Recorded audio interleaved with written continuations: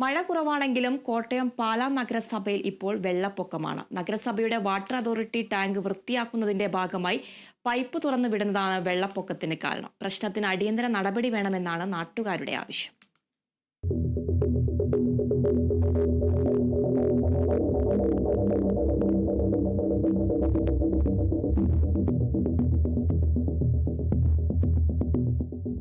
നഗരസഭയുടെ water authority tank വൃത്തിയാക്കുന്നതിന്റെ ഭാഗമായി pipe തുറന്നുവിട്ടതോടെയാണ് പ്രദേശത്ത് വെള്ളക്കെട്ട് രൂക്ഷമായത്. ഇതോടെ പരിസര പ്രദേശങ്ങളിലെ സ്ഥാപനങ്ങളുടെ പ്രവർത്തനങ്ങളും പ്രതിസന്ധിയിലായി. നഗരസഭയിൽ പലതവണ പരാതി നൽകിയിട്ടും പ്രശ്നത്തിന് പരിഹാരമുണ്ടായിട്ടില്ലെന്ന് നാട്ടുകാർ ആരോപിക്കുന്നു.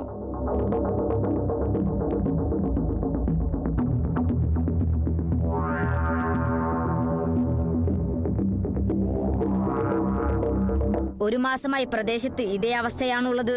ഓടകൾ യഥാസമയം വൃത്തിയാക്കാത്തത് വെള്ളക്കെട്ടിന് പ്രധാന കാരണമെന്നാണ് ആരോപണം. പ്രശ്നത്തിൽ അടിയന്തര നടപടി സ്വീകരിക്കണമെന്നാണ് നാട്ടുകാരുടെ ആവശ്യം. Kerala vision news, Kottayam.